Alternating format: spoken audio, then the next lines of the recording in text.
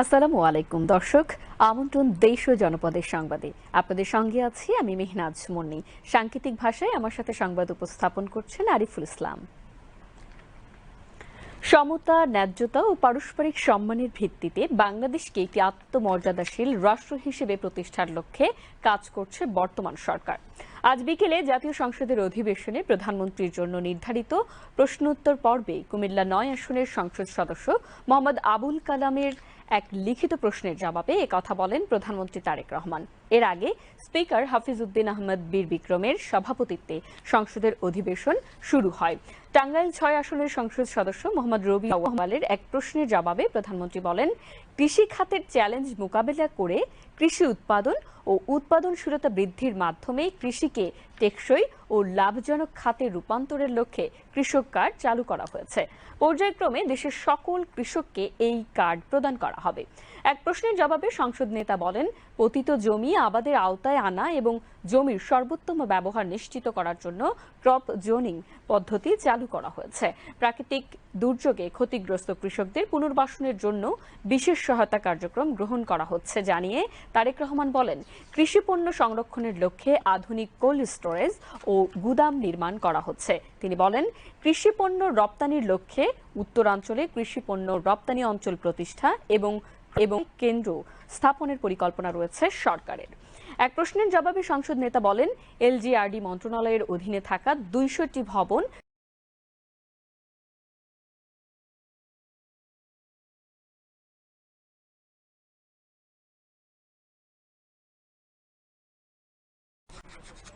দারিদ্র্য বিমোচন এবং অর্থনৈতিক উন্নয়নে অবশ্যই কৃষির ভূমিকা অত্যন্ত গুরুত্বপূর্ণ। তবে আমরা যেটি সবাই দেখছি, আমাদের চোখের সামনেই ঘটছে বিভিন্ন বিষয়, যেমন জলবায়ু পরিবর্তন, জনসংখ্যা বৃদ্ধি, জমির পরিমাণ হ্রাস এবং প্রযুক্তির যে সীমাবদ্ধতা, এ সকল কারণে কৃষিখাত বিভিন্ন রকম চ্যালেঞ্জের সম্মুখীন। আমাদেরকে এসব চ্যালেঞ্জ মোকাবেলা করেই কৃষি উৎপাদন এবং উৎপাদনশীলতা বৃদ্ধির মাধ্যমে কৃষিকে টেকসই এবং লাভজনক খাতে রূপান্তর করার লক্ষ্যে সমগ্র দেশবাসী দেখেছেন আমরা এরই ভিতরে 14 এপ্রিল কৃষক কার্ড আমরা যেটি প্রতিশ্রুতি দিয়েছিলাম নির্বাচনের পূর্বে, সেটির কাজ আমরা শুরু করেছি। কৃষক কার্ড আমরা বিতরণ করেছি। এই কার্ডের মাধ্যমে আমরা কৃষকদের কাছে 10টি সেবা, যথা ন্যায্য মূল্যে কৃষি উপকরণ বিতরণ, সরকারি ভর্তুকি ও প্রণোদনা প্রদান, স্বল্প মূল্যে কৃষি যন্ত্রপাতি সরবরাহ, ন্যায্য মূল্যে সেচ সুবিধা, সহজ শর্তে কৃষি ঋণ, কৃষি বীমা সুবিধা, ন্যায্য মূল্যে কৃষি পণ্যের বিক্রয়ের সুবিধা, কৃষি বিষয়ক প্রশিক্ষণ, ডিজিটাল প্ল্যাটফর্মে আবহাওয়া এবং বাজার তথ্য প্রাপ্তি সহ ফসলের রোগবালাই দমনের পরামর্শ প্রদান, এই সকল বিষয় আমরা কৃষকদের কাছে পৌঁছে দেওয়ার চেষ্টা করব এবং ইনশাল্লাহ আমরা পৌঁছে দিতে সক্ষম হব। পর্যায়ক্রমিকভাবে মাননীয় স্পিকার, দেশের সকল কৃষককে আমরা এই কার্ড প্রদান করব, যার পরিমাণ প্রায় 2,75,00,000 কৃষক। মাননীয় স্পিকার, এছাড়াও কৃষির উন্নয়নে বর্তমান সরকার আরও অনেকগুলো সময় উপযোগী পরিকল্পনা গ্রহণ করেছে। পতিত জমি আবাদের আওতায় আনা এবং জমির সর্বোত্তম ব্যবহার নিশ্চিত করার জন্য ক্রপ জোনিং পদ্ধতি চালু করা হয়েছে। এর মাধ্যমে নির্দিষ্ট অঞ্চলের মাটি, আবহাওয়া ও পরিবেশ উপযোগী ফসল নির্ধারণ করা হয়। তার ফলে জমির অপচয় কমে এবং ফসলের উৎপাদন বৃদ্ধি পায়। একই সাথে পতিত জমি চিহ্নিত করে সেগুলিকে আবাদের আওতায় আনার জন্য বিভিন্ন কর্মসূচি গ্রহণ করা হয়েছে। প্রাকৃতিক দুর্যোগে ক্ষতিগ্রস্ত কৃষকদের পুনর্বাসনের জন্য বিশেষ সহায়তা কার্যক্রম গ্রহণ করা হচ্ছে। দেশের ভূমিহীন, প্রান্তিক ও ক্ষুদ্র চাষীদের কল্যাণে প্রতি অর্থ বছর কৃষি মন্ত্রণালয়ের বাজেটের কৃষি পুনর্বাসন সহায়তা খাতে অর্থ বরাদ্দ প্রদান করা হয়। কৃষি পণ্য সংরক্ষণের লক্ষ্যে আধুনিক কোল্ড স্টোরেজ ও গুদাম নির্মাণ করা হচ্ছে। এছাড়া ফল ও সবজি সংরক্ষণের জন্য মিনি কোল্ড স্টোরেজ স্থাপন এবং পেঁয়াজ সংরক্ষণের জন্য এয়ার ফ্লো মেশিন বিতরণের উদ্যোগ গ্রহণ করা হয়েছে প্রায় 7,000। কৃষি পণ্যের রফতানির লক্ষ্যে উত্তরাঞ্চলে কৃষি পণ্য রফতানি অঞ্চল প্রতিষ্ঠা এবং ক্রয় কেন্দ্র স্থাপনের পরিকল্পনা বর্তমান সরকার নিয়েছে। জলবায়ু পরিবর্তনের প্রভাব মোকাবেলায় ক্লাইমেট স্মার্ট কৃষি বাস্তবায়ন করার পরিকল্পনা রয়েছে বর্তমান সরকারের। লবণাক্ততা, খরা ও বন্যা সহ সহনশীল ফসল চাষ, পানি ব্যবস্থার উন্নয়ন এবং টেকসই কৃষি প্রযুক্তি ব্যবহারের মাধ্যমে কৃষিকে পরিবেশ বান্ধব করা। উন্নত, সমৃদ্ধ এবং মর্যাদাশীল বাংলাদেশ গঠনের লক্ষ্যে বিএনপির যে নির্বাচনী ইশতেহারে গণতন্ত্র, সুশাসন, অর্থনৈতিক উন্নয়ন এবং মানবিক মূল্যবোধের সমন্বিত বাস্তবায়নের উপর গুরুত্ব আরোপ করা হয়েছে। সমতা, ন্যায্যতা ও পারস্পরিক সম্মানের ভিত্তিতে বাংলাদেশকে একটি আত্মমর্যাদাশীল রাষ্ট্র হিসেবে প্রতিষ্ঠার লক্ষ্যে সরকার কাজ শুরু করেছে এবং কাজ করে যাচ্ছে। সরকারের নির্বাচনী ইশতেহারে ঘোষিত কার্যক্রম সমূহ বাস্তবায়নের লক্ষ্যে সকল মন্ত্রণালয় বিভাগে আগামী 180 দিন, আগামী 2026-27 অর্থ বছরে এবং আগামী 5 বছরের কর্মপরিকল্পনা প্রণয়ন করেছে এবং তা বাস্তবায়নে প্রয়োজনীয় উদ্যোগ গ্রহণ করেছে। শহর এলাকায় যে আবাসন বিল্ডিংগুলোর কথা আপনি বলেছেন, মাননীয় স্পিকার, এলজিআরডি মন্ত্রণালয়ের অধীনে এইরকম প্রায় 200-র মতন বিল্ডিং ছিল যেগুলোর কোনো ব্যবহার ছিল না। বিল্ডিংগুলি কোনোটি 5 তলা, কোনোটি 8 তলা, এরকম প্রায় 200টি বিল্ডিং আছে। বর্তমান সরকার কিছুদিন আগে একটি উদ্যোগ গ্রহণ করেছে, এগুলো আমরা স্বাস্থ্য মন্ত্রণালয়ের কাছে হ্যান্ডওভার করার ব্যবস্থা নিয়েছি। ইনশাআল্লাহ এই মাসের মধ্যে এই প্রায় 200-র মতন বিল্ডিং, 200-র একটু কম হবে মাননীয় স্পিকার, এই বিল্ডিংগুলো আমরা স্বাস্থ্য মন্ত্রণালয়ের কাছে হস্তান্তর হয়ে যাবে, এর মধ্যে প্রসেসটা কমপ্লিট হয়ে যাবে এবং খুব দ্রুতই আগামী মাস দুয়েকের ভিতরে এরকম ছোট ছোট মাতৃসদন ক্লিনিক সহ শিশু এবং নারীদের চিকিৎসার জন্য এই বিল্ডিংগুলোকে উপযোগী করে গড়ে তোলা হবে।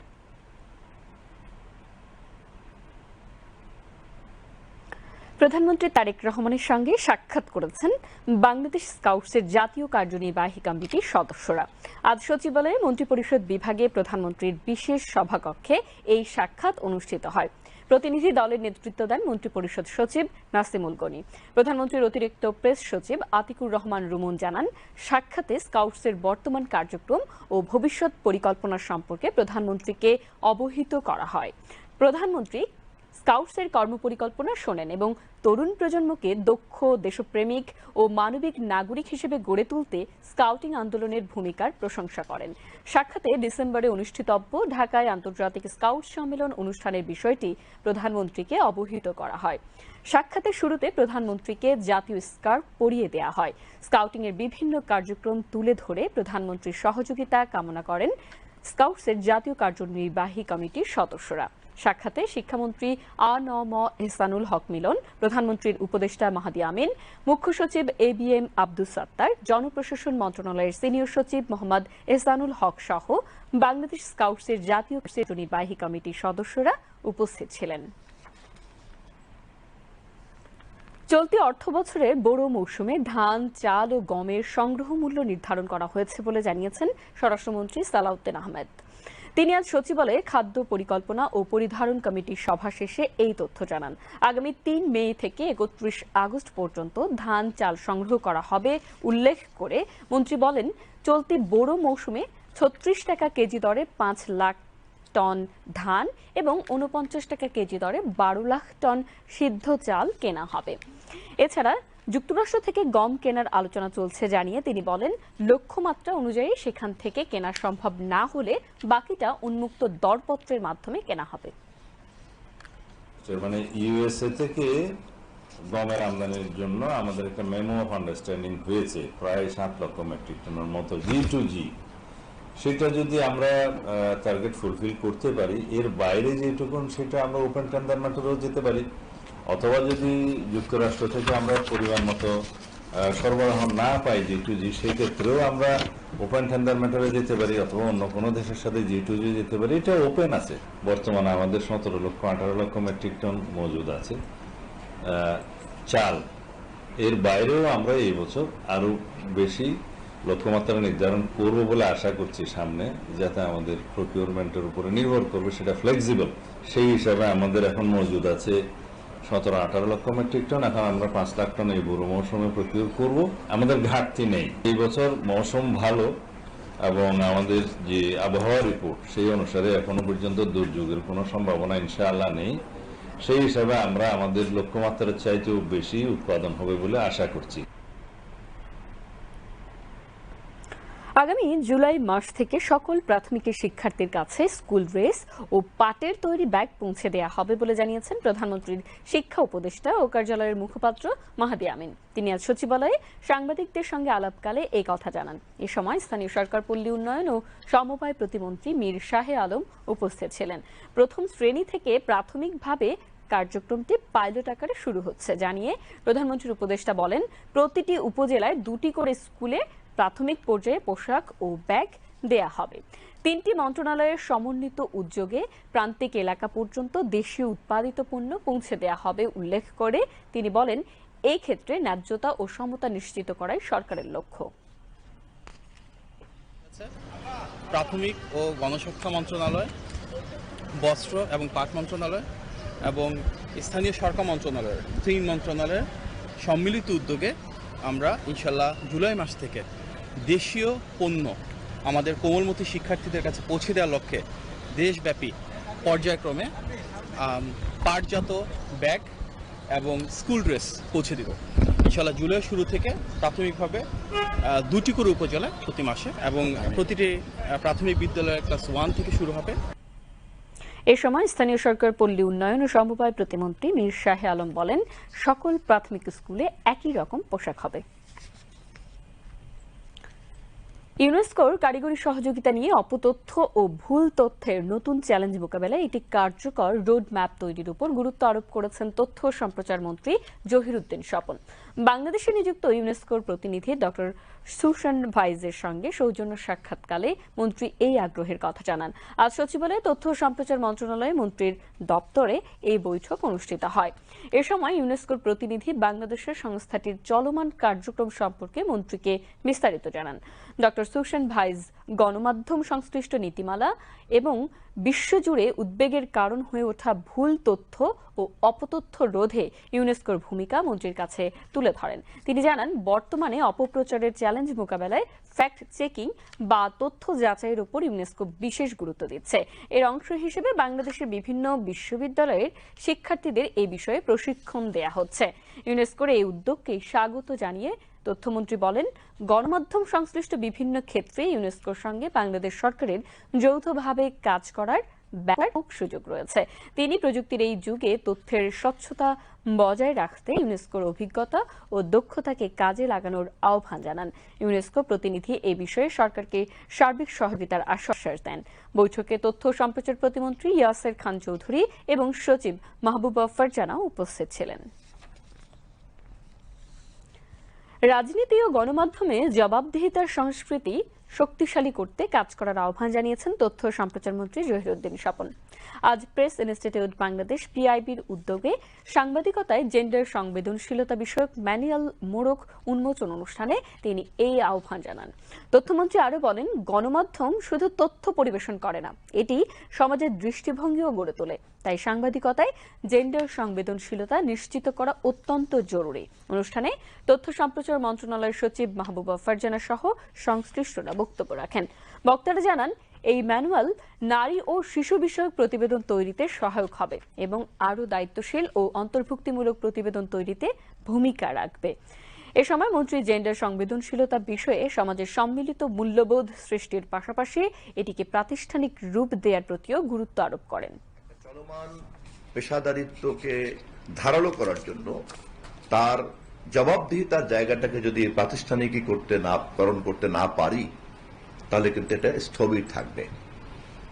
এবং সেরকম ভাবে যদি আমরা সমাজ এবং রাষ্ট্রের সমষ্টিগত মূল্যবোধের জায়গাটা অর্জন করতে পারি, তখন বিচ্ছিন্ন বিক্ষিপ্ত হবে তার মধ্যে কিন্তু এই ধরনের ভুল সংস্কৃতি কেউ চর্চা করতে পারবেন না, বা করলে সেটা অপরাধের আওতার মধ্যে আসবে। বিভিন্ন পকেটে যে আপনাদের তৎপরতা, মুভমেন্ট, এগুলিকে বহাল রাখার পাশাপাশি আমাদের গোটা সমাজে রাজনৈতিক এবং বিশেষ করে গণমাধ্যম এই 2 জায়গাতে জবাবদিহিতার সংস্কৃতিকে শক্তিশালী করার কাজটা আমাদেরকে খুব দ্রুত করতে হবে। ত্রয়োদশ জাতীয় সংসদের সংরক্ষিত নারী আসনে জামায়াতে ইসলামের নেতৃত্বাধীন 11 দলীয় জোটের 13 জন প্রার্থীর মনোনয়নপত্রের মধ্যে প্রাথমিকভাবে 12টি বৈধ ও একটি আগামীকাল বৃহস্পতিবার দুপুর 12টা পর্যন্ত স্থগিত করা হয়েছে। আজ রাজধানীর আগারগাঁওয়ে নির্বাচন কমিশন ভবনের অডিটোরিয়ামে মনোনয়নপত্র বাছাই কার্যক্রম শেষে এই তথ্য জানিয়েছেন রিটার্নিং অফিসার মঈনুদ্দিন খান। তিনি জানান, সরকারি চাকরির পূর্ণাঙ্গ তথ্য না দেয়ায় জাতীয় নাগরিক পার্টি এনসিপির নেত্রী মনিরা শারমিনের মনোনয়নপত্র স্থগিত রাখা হয়েছে। এ সময় সহকারী রিটার্নিং অফিসার মনির হোসেন উপস্থিত ছিলেন। ইসি সূত্রে জানা গেছে, আগামীকাল বৃহস্পতিবার যাচাই কার্যক্রমের শেষ দিনে বিএনপির 36 জন সহ স্বতন্ত্র প্রার্থীদের মনোনয়নপত্র যাচাই করা হবে। সামাজিক যোগাযোগ মাধ্যমে ভুয়া তথ্য ও প্রতারণামূলক কার্যক্রমের মাধ্যমে সরকার ও সরকার সংশ্লিষ্ট ব্যক্তিদের নিয়ে প্রতিনিয়ত মিথ্যাচার ও গুজব ছড়ানো হচ্ছে। সাম্প্রতিক এমন কয়েকটি গুজব ও অপতথ্য নিয়ে বিস্তারিত থাকছে মিম আক্তারের ডেস্ক রিপোর্টে। সম্প্রতি প্রেস ইনস্টিটিউট বাংলাদেশের ফ্যাক্ট চেক ও media research team Bangla Fact তথ্য ও সম্প্রচার সচিবের নামে ভুয়া বক্তব্য ছড়িয়ে অপপ্রচার শনাক্ত করেছে। অনুসন্ধানে দেখা যায়, ফেসবুকে একটি ফটোকার্ড ছড়িয়ে দাবি করা হয় তথ্য সচিব মাহবুবা ফারজানা চলচ্চিত্র ও প্রকাশনা অধিদপ্তরের মহাপরিচালককে আর জুলাই কইরেন না বলেছেন। তবে অভিযোগটি এসেছে অজ্ঞাতনামা ভেতরের সূত্র থেকে, যার কোনো নির্ভরযোগ্য প্রমাণ বা সরাসরি বক্তব্য পাওয়া যায়নি। এ বিষয়ে চলচ্চিত্র ও প্রকাশনা অধিদপ্তরের মহাপরিচালক জানিয়েছেন, তথ্য সচিব তাকে এ ধরনের কোনো কথা বলেননি। বাংলা ফ্যাক্ট জানায়, তথ্য সূত্রহীন এসব পোস্টে সচিবকে জুলাই বিরোধী হিসেবে উপস্থাপনের চেষ্টা লক্ষ্য করা গেছে। অথচ তার দায়িত্ব গ্রহণের পর জুলাই গণ অভ্যুত্থান পরবর্তী সময়ে চলচ্চিত্র নির্মাণ, ডকুমেন্টারি প্রকাশ, তারুণ্যের উৎসব, ড্রোন ফুটেজ প্রতিযোগিতা ও প্রশিক্ষণ কর্মসূচি সহ নানা উদ্যোগ বাস্তবায়িত হয়েছে। এদিকে ইসলামিক ফাউন্ডেশনের নামে ভুয়া নিয়োগপত্র ছড়িয়ে অর্থ হাতিয়ে নেওয়ার চেষ্টার বিষয়ে দেশবাসীকে সতর্ক করা হয়েছে। সংস্থাটির বিজ্ঞপ্তিতে বলা হয়, মসজিদ ভিত্তিক শিশু ও গণশিক্ষা কার্যক্রম প্রকল্পে শিক্ষক নিয়োগের নামে সামাজিক যোগাযোগ মাধ্যমে ছড়ানো নিয়োগপত্রগুলো সম্পূর্ণ ভুয়া এবং ভিত্তিহীন। প্রতিষ্ঠানটি জানায়, প্রকৃত নিয়োগ প্রক্রিয়া উপজেলা নির্বাহী কর্মকর্তা ও জেলা প্রশাসকের নেতৃত্বে গঠিত কমিটির মাধ্যমে লিখিত ও মৌখিক পরীক্ষার ভিত্তিতে সম্পন্ন হয়। এর বাইরে কোনো ধরনের নিয়োগ বা অর্থ লেনদেনের সুযোগ নেই। Mim Akter, desk news. Virtual court পরিচালনায় এখন পর্যন্ত কোনো চ্যালেঞ্জ নেই। পাশাপাশি মামলা পরিচালনায় এটি গতিশীলতা আনবে বলে মন্তব্য করেছেন অ্যাটর্নি জেনারেল রুহুল কুদ্দুস কাজল। দুপুরে নিজ কার্যালয়ে সাংবাদিকদের ব্রিফিংয়ে এই মন্তব্য করেন অ্যাটর্নি জেনারেল। তিনি বলেন, চলমান জ্বালানি সংকট মোকাবেলায় ভার্চুয়াল কোর্ট পরিচালনা ইতিবাচক প্রভাব ফেলবে এবং এর ফলে মামলাগুলো দ্রুত নিষ্পত্তি হবে। গত 19 এপ্রিল এক বিজ্ঞপ্তিতে হাইকোর্ট বিভাগে সপ্তাহে 2 দিন বিচার কাজ ভার্চুয়ালি অনুষ্ঠিত হবে বলে জানানো হয়। এটা নতুন নয়, আমাদের 2020 সালে করোনার সময়কালে আমরা কিন্তু অভ্যস্ত হয়ে গেছিলাম। হয়তো মাঝখানে কিছুদিন সময় আমাদের স্বাভাবিক বিরতি ঘটেছে, তবে আমি এখনো পর্যন্ত কোনো ডিফিকাল্টি ফেস করি না। আসলে আমাদের কিন্তু একটা কনস্ট্যান্ট অনলাইন কোম্পানি কোর্টের প্রসেস আছে, পেপারলেস কোর্ট আছে, যেখানে কোনো পেপারের ব্যবহার। আর তথ্য প্রযুক্তির এই উন্নয়নের যুগে সব ক্ষেত্রে যখন উন্নয়নের ছোঁয়া লাগবে, তখন আমাদের আদালত ব্যবস্থা, আমাদের বিচারিক ব্যবস্থা কেন তার থেকে বিচ্ছিন্ন থাকবে। প্রাথমিক ও গণশিক্ষা প্রতিমন্ত্রী ববি হাজ্জাজ বলেছেন, তরুণ প্রজন্মকে প্রতিটি সম্মেলন কেন্দ্রে শিক্ষা বাজেট নিয়ে গণসাক্ষরতা অভিযানের আলোচনা অনুষ্ঠানে তিনি এই কথা বলেন। প্রতিমন্ত্রী বলেন, সরকার প্রাথমিক শিক্ষাকে 8ম শ্রেণী পর্যন্ত বিস্তৃত করতে চায়। আর্থিক প্রণোদনা নিশ্চিত করা ছাড়া শিক্ষার্থীদের বিদ্যালয়ে ধরে রাখা সম্ভব নয়। শিক্ষার মান উন্নয়নে পাঠ্যক্রম সংস্কার এবং গল্পের মাধ্যমে শিক্ষা পদ্ধতি চালুর উপর গুরুত্ব আরোপ করে তিনি বলেন, অবকাঠামোগত উন্নয়নের চেয়ে শিখন নির্ভর পাঠদানে আগামীতে বেশি মনোযোগ দেওয়া হবে। অনুষ্ঠানে পরিকল্পনা প্রতিমন্ত্রী জুনায়েদ সাকি বলেন, আগামী বাজেটে শিক্ষা, স্বাস্থ্য ও কর্মসংস্থান সর্বোচ্চ প্রাধান্য পাবে।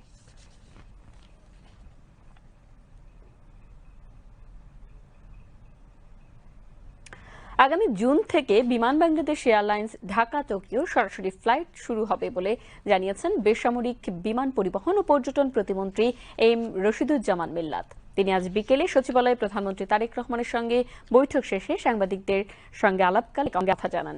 ঢাকা টোকিওতে সরাসরি ফ্লাইট চলাচলে কয়েকটি স্লট দেয়া হবে তা নিয়ে ভাবা হচ্ছে উল্লেখ করে প্রতিমন্ত্রী বলেন, লাভজনক হলে স্লট আরও বাড়ানোর সম্ভাবনা আছে।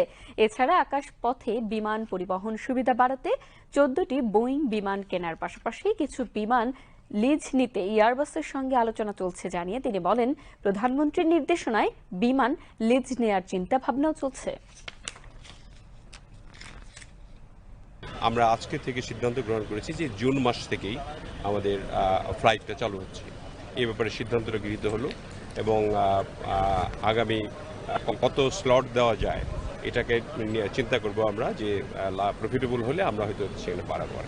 আমরা ইনফ্যাক্ট বোয়িং 14টা কিনবো, আর আমরা ইতিমধ্যেই কথা বলছি এদের সঙ্গে, এয়ারবাসের সঙ্গে মিক্সড ফ্লাইট করার চিন্তা করছি। আর লিজের ব্যাপারে আমরা খুব ইমিডিয়েটলি হয়তো 2-3 মাসের মধ্যে কিছু লিজ নিয়ে বিমান বহরটাকে বাড়িয়ে প্রফিটেবল করার জন্য আমরা চেষ্টা করছি। দর্শক, এই ছিল দেশ ও জনপদের সংবাদে। আমাদের পরবর্তী সংবাদ দেখার আমন্ত্রণ জানিয়ে বিদায় নিচ্ছি। আল্লাহ হাফেজ।